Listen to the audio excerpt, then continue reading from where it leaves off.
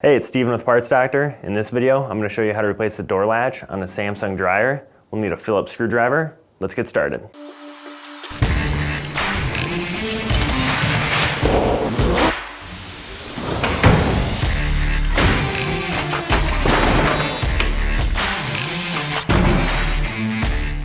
The door latch is located on the inside of the door.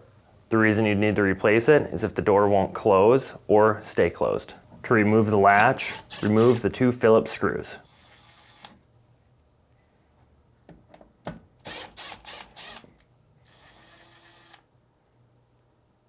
If you have a bad door latch and you need to purchase a new one, you can check out our website, partsdoctor.com. We'll leave a link in the description below.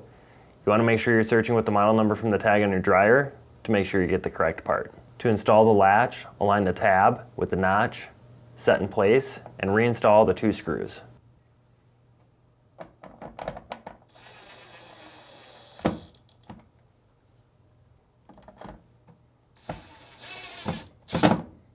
So that's it for this video. If you learned something new, hit that like button. And if you like fixing things, please consider subscribing.